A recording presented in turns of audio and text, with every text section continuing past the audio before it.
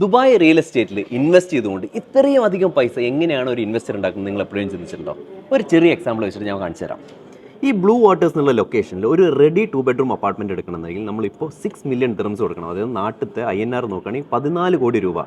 ഇതിൻ്റെ current rentals നമുക്ക് കിട്ടുന്നത് 400K മുതൽ 500K വരെയാണ്. അതായത് 1 കോടി മുതൽ 1.25 കോടി രൂപ വരെ INR.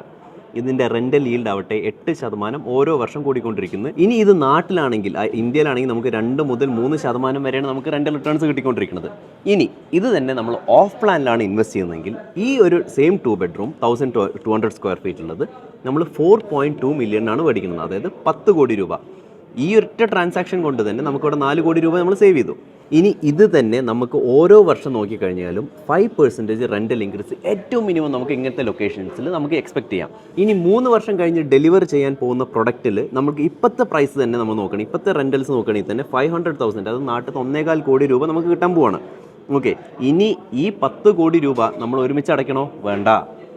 ഈ 10 കോടി രൂപേൻ്റെ 70% മാത്രം നമ്മൾ 3 വർഷം കൊണ്ടാണ് അടയ്ക്കുന്നത്.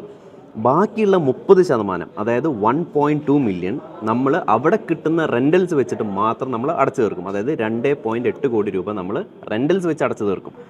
അപ്പോൾ നമ്മളിതിൽ 70% മാത്രമാണ് നമ്മളെ പോക്കറ്റിൽ നിന്ന് ഇറക്കുന്നത്. ഇനി ഇവിടെ തന്നെ ഈ ബാക്കിയുള്ള 30% അടയ്ക്കാൻ നിങ്ങളൊരു ബാങ്കിൽ നിന്ന് മോർഗേജ് എടുക്കേണ്ട ആവശ്യം വരുന്നില്ല.